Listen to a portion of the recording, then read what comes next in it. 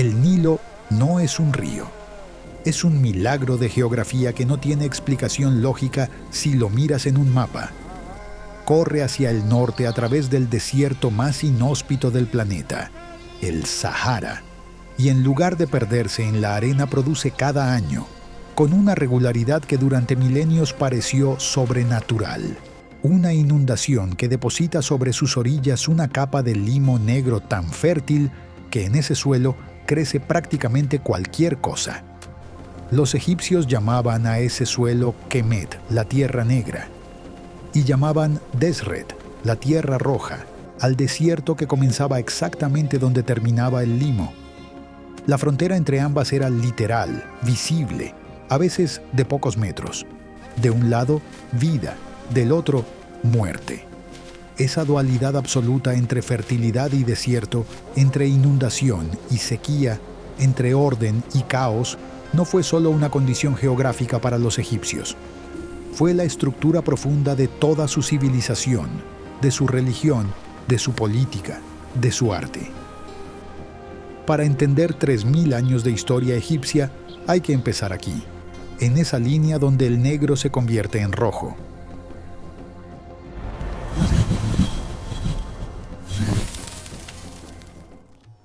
Las primeras comunidades agrícolas aparecen en el Valle del Nilo alrededor del 5000 a.C. Durante 2000 años el Alto Egipto, el Sur y el Bajo Egipto, el Delta, se desarrollaron como entidades separadas con sus propios gobernantes, sus propios dioses y sus propias tradiciones. La unificación que cambió todo ocurrió alrededor del 3100 a.C. El rey Narmer, cuya paleta ceremonial de esquisto verde fue encontrada en Hieracómpolis y es hoy uno de los objetos más estudiados del Egipto antiguo, aparece representado con las dos coronas, la blanca del sur y la roja del norte, en lo que los egiptólogos interpretan como el registro visual de esa unificación. Lo que Narmer creó o completó fue algo sin precedente en la historia humana. Un estado centralizado con un solo gobernante, el faraón, que controlaba un territorio de más de 1000 kilómetros a lo largo del río. Ninguna entidad política de ese tamaño había existido antes. El problema que resolvió Narmer, cómo gobernar un territorio largo y delgado, atravesado por un río cuyas crecidas determinaban si la gente comía o moría, definiría la naturaleza del Estado egipcio durante los 3 milenios siguientes. El faraón no era simplemente un rey, era el punto de conexión entre el orden cósmico y el mundo humano.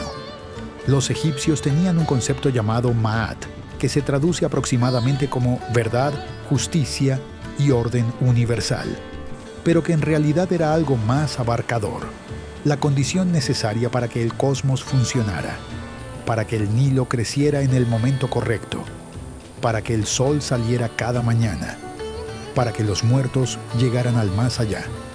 El faraón era el garante de Ma'at. Si gobernaba bien, el cosmos se mantenía. Si gobernaba mal, el caos, Isfet, amenazaba con deshacerlo todo. Esa no era una metáfora política, era física.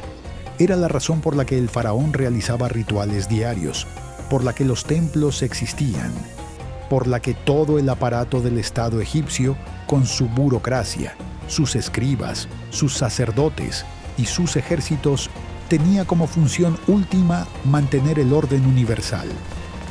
Pocos sistemas de gobierno en la historia han tenido una justificación tan totalizante y tan internamente coherente. El período arcaico y el imperio antiguo, entre el 3100 y el 2200 a.C. aproximadamente, son la época de los constructores. No en sentido metafórico. Los faraones de la cuarta dinastía, Keops, Kefren y Miserino, construyeron en la meseta de Giza 3 estructuras que siguen siendo 4500 años después, los edificios más pesados que los seres humanos han levantado jamás. La Gran Pirámide de Keops, terminada alrededor del 2560 a.C., contiene aproximadamente 2.300.000 bloques de piedra caliza y granito, algunos de más de 80 toneladas, traídos desde canteras a cientos de kilómetros de distancia. Durante siglos la explicación dominante en el mundo occidental fue que debían haberla construido esclavos. Las excavaciones arqueológicas de los últimos 40 años, especialmente los trabajos de Mark Lehner y Zahi Hawass en el sitio de los constructores de Giza, demostraron que no.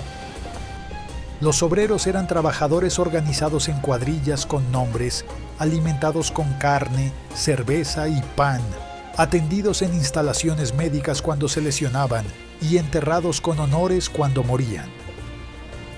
Construir la pirámide era una forma de participar en el proyecto cósmico del faraón, de tocar la eternidad. Eso no hace la tarea menos extenuante, pero cambia completamente lo que significa. El Imperio Antiguo colapsó alrededor del 2200 a.C. Las causas son debatidas, pero los textos de las Lamentaciones, documentos egipcios de la época, describen hambre, violencia, el colapso de la autoridad central. Los estudios paleoclimáticos modernos sugieren que una sequía prolongada redujo las crecidas del Nilo durante décadas, destruyendo las cosechas que sostenían la burocracia central. Cuando el Estado no puede garantizar la inundación y la cosecha, cuando el faraón no puede mantener Maat, el sistema entero pierde su razón de ser. El primer periodo intermedio fue una época de fragmentación, de señores locales gobernando sus propias provincias, de guerras entre ciudades que antes habían sido partes de un mismo organismo. Duró aproximadamente 1 siglo y medio. Lo que demuestra no es la fragilidad de Egipto, sino su resiliencia. Después de cada colapso, la unificación regresó. La geografía del Nilo hacía que la unidad fuera siempre más eficiente que la fragmentación. El Imperio Medio, entre el 2055 y el 1650 a.C., trajo una reunificación bajo los faraones de la 11ª y 12ª dinastías. Fue también la época de la literatura egipcia clásica. El cuento de Sinuhe, escrito durante la 12ª dinastía y copiado durante siglos como texto de enseñanza en las escuelas de escribas, cuenta la historia de un funcionario que huye de Egipto por miedo después de la muerte del faraón Amenemhat I. Vive décadas entre pueblos extranjeros del Levante y finalmente regresa a morir en su tierra.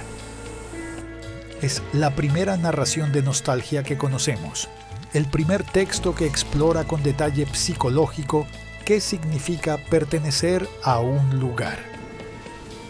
El hecho de que los egipcios usaran ese texto para enseñar a escribir durante 700 años dice algo sobre lo que valoraban. El segundo colapso llegó con los Hicsos, un pueblo de origen semítico del Levante, que aprovechó la debilidad del final del Imperio Medio para establecer su propio reino en el delta del norte, entre el 1650 y el 1550 a.C. Para los egipcios, la ocupación Hicsa fue un trauma profundo, la primera vez que un pueblo extranjero gobernaba parte de Egipto. Lo que los Hicsos dejaron, sin embargo, fue tecnología militar que Egipto no tenía: el carro de guerra, el arco compuesto, nuevos tipos de espada de bronce. Cuando los faraones de la 17ª dinastía iniciaron la guerra de expulsión, lo hicieron con las armas que los propios Hicsos les habían enseñado. Ahmose primero expulsó a los Hicsos alrededor del 1550 a.C. y fundó la 18ª dinastía, la más famosa de la historia egipcia. La lección que Egipto extrajo de ese trauma fue permanente: nunca más esperar a que el peligro llegara a las fronteras. La estrategia del Imperio Nuevo sería proyectar el poder hacia afuera, muy lejos de casa. El Imperio Nuevo, entre el 1550 y el 1070 a.C., es Egipto en su máxima expansión y su máximo esplendor. Los faraones de la 18ª dinastía construyeron un imperio que se extendía desde la cuarta catarata del Nilo en Nubia hasta el río Éufrates en Siria. Tutmosis III, que gobernó entre el 1479 y el 1425 a.C., y realizó 17 campañas militares en Siria-Palestina. Es considerado por muchos historiadores el faraón más hábil militarmente de toda la historia egipcia. En la batalla de Megido, en el 1457 a.C., la primera batalla de la historia registrada con suficiente detalle táctico para ser analizada, Tutmosis tomó una decisión que sus propios generales consideraron demasiado arriesgada: cruzar el paso de Megido por la ruta más estrecha y peligrosa, la que el enemigo consideraba imposible para un ejército. Llegó por donde nadie lo esperaba y desorganizó completamente la coalición cananea antes de que pudiera formarse. Los anales de Tutmosis III, grabados en las paredes del templo de Karnak, registran esa campaña con un detalle que los arqueólogos y los historiadores militares siguen analizando. Pero fue durante esta misma dinastía cuando ocurrió la crisis interna más extraña de toda la historia egipcia. Hatshepsut, esposa del faraón Tutmosis II, asumió el poder como regente cuando su hijastro Tutmosis III era demasiado joven para gobernar y no lo devolvió durante 20 años. Se representó en los monumentos con barba ceremonial y los atributos masculinos del faraón, no porque nadie fuera engañado sobre su género, sino porque el cargo de faraón requería esos atributos, y ella los adoptó.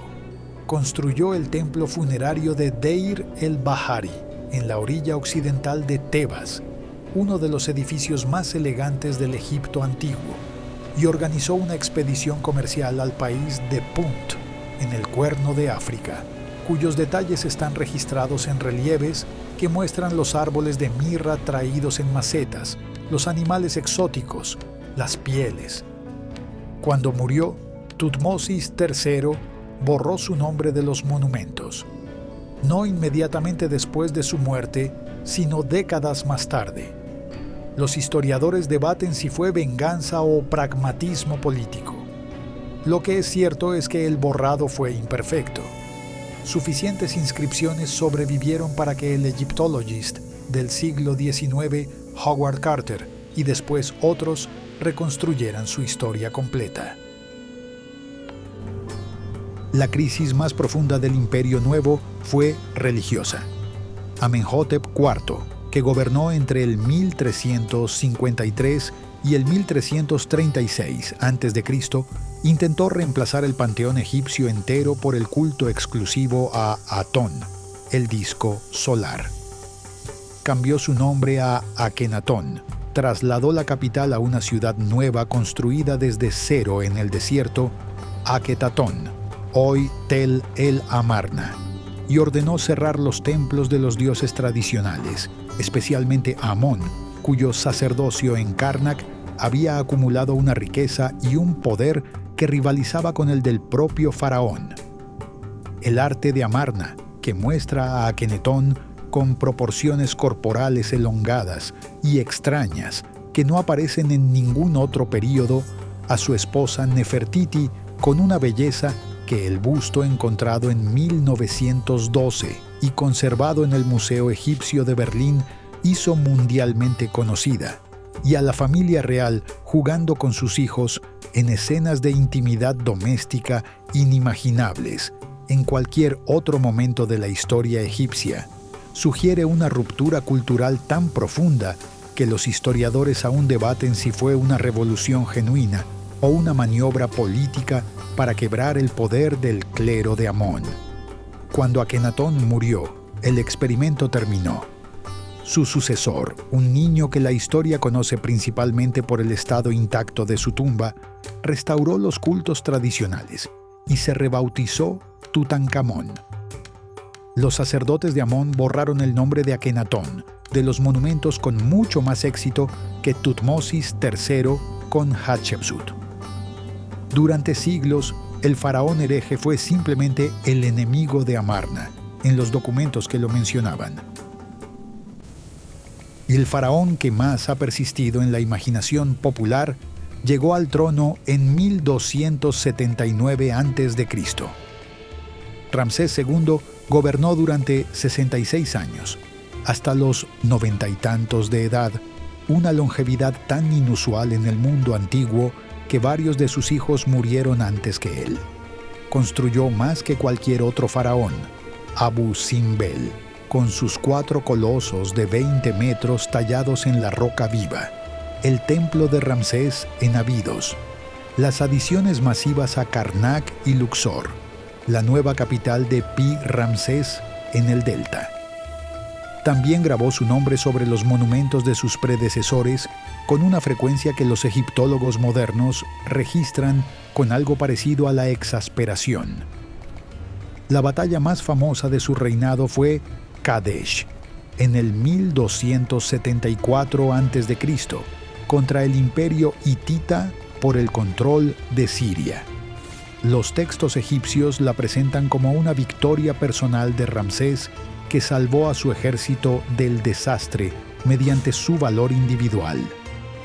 Los textos hititas la presentan como una victoria hitita.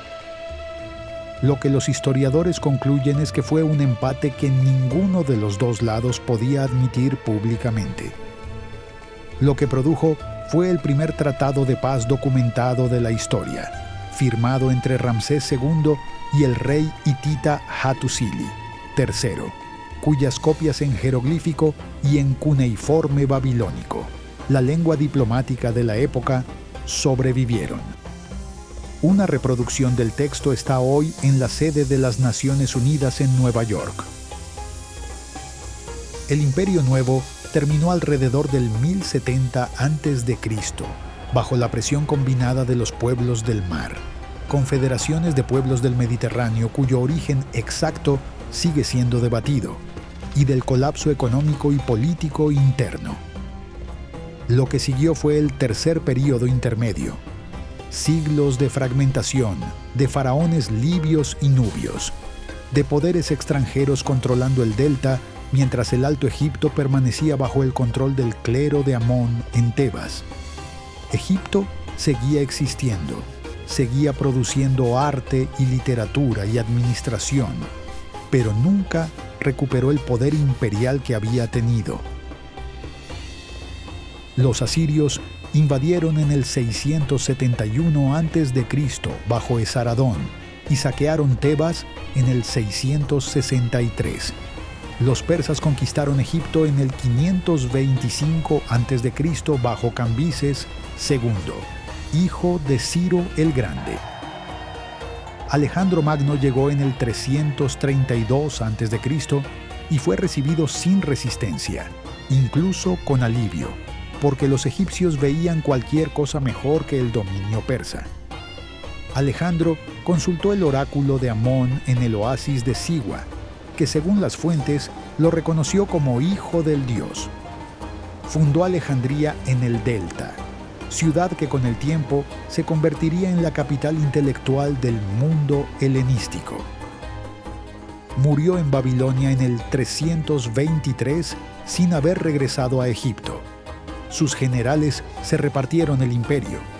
Egipto quedó para Ptolomeo, que estableció la última dinastía que gobernaría el país como entidad independiente. Los Ptolomeos gobernaron durante 3 siglos. Eran macedonios de origen, pero aprendieron a presentarse como faraones. Adoptaron los títulos, los rituales, la iconografía. El templo de Horus en Edfu y el templo de Isis en Philae, 2 de los edificios mejor conservados del Egipto antiguo, fueron construidos por los Ptolomeos. La Biblioteca de Alejandría, el proyecto intelectual más ambicioso de la antigüedad, fue su creación. El último de los Ptolomeos fue Cleopatra VII, que gobernó entre el 51 y el 30 a.C. Cleopatra era la primera de su dinastía en aprender egipcio, además del griego, el latín, el etíope, el árabe y otros idiomas que las fuentes le atribuyen. No era simplemente la figura romántica que la tradición posterior construyó. Era una gobernante que intentó con cada herramienta disponible, incluyendo sus alianzas con Julio César y después con Marco Antonio, mantener la independencia de Egipto frente a Roma. Cuando Marco Antonio fue derrotado por Octavio en la batalla de Accio en el 31 a.C. y quedó claro que Egipto sería provincia romana, Cleopatra se suicidó. Tenía 39 años. Con ella terminó la última dinastía que gobernó Egipto como faraones. 3000 años de historia llegaron a su fin no con una batalla épica, sino con una mujer que eligió la muerte antes que desfilar encadenada en el triunfo de Octavio en Roma. Egipto como provincia romana siguió siendo uno de los territorios más ricos del imperio, el granero que alimentaba a millones. Sus templos siguieron funcionando, sus sacerdotes siguieron practicando los rituales, la lengua egipcia siguió hablándose. El último decreto en jeroglífico que conocemos fue grabado en el templo de Isis en Philae en el año 394 después de Cristo, 4 siglos después de la conquista romana. La escritura que había registrado 3000 años de civilización se apagó silenciosamente, no de golpe, sino por falta de escribas que la conocieran, hasta que en 1822 el francés Jean-François Champollion descifró la piedra de Rosetta y devolvió la voz a ese silencio. Lo que Egipto construyó en 3000 años no tiene equivalente en duración. La distancia en el tiempo entre Narmer y Cleopatra es mayor que la distancia entre Cleopatra y nosotros. Una civilización que duró ese tiempo no fue un accidente ni un milagro. Fue la consecuencia lógica de un río predecible, de una geografía que protegía sus fronteras, de un sistema ideológico que daba al Estado una justificación cósmica y a cada persona que participaba en él un lugar en algo más grande que su propia vida. Las pirámides no son el logro más impresionante de Egipto. El logro más impresionante es que la misma idea, Ma'at, el orden, la permanencia, el ciclo del Nilo y el Sol, sostuvo una civilización funcionando durante más tiempo que cualquier otra en la historia humana.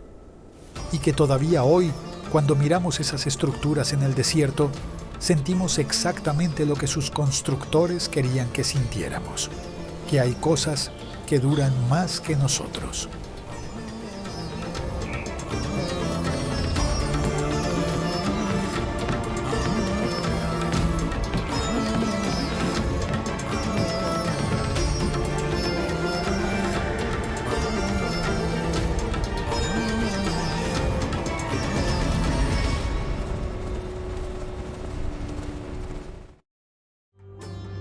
Hola, un gusto, mi nombre es Santiago Gerves, soy editor del video Egipto.